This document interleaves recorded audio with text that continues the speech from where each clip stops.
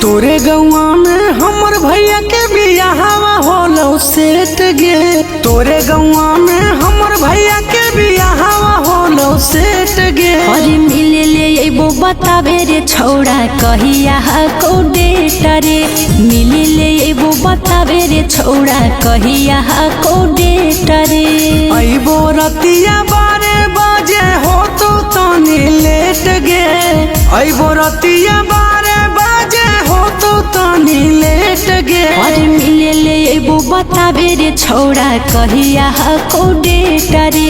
मिले ले एबो बतावे रे छौड़ा कहिया को डेट रे। कहिया को डेट रे।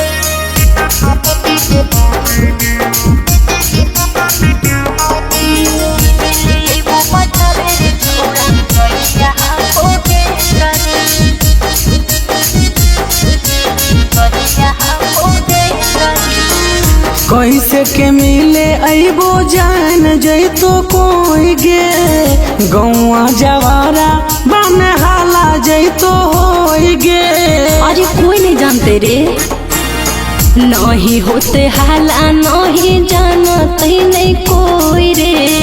अहे हमर घर आई के साथे जइबो सोई रे।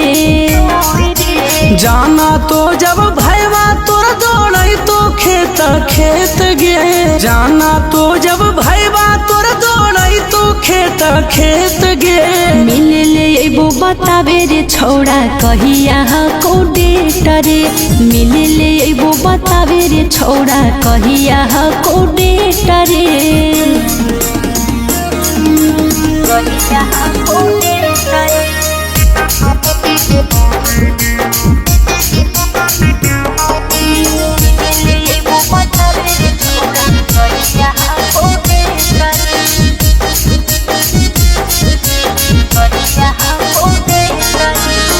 ऐसे जदी बोला भी छौड़ी आइए जइबो आजे गे।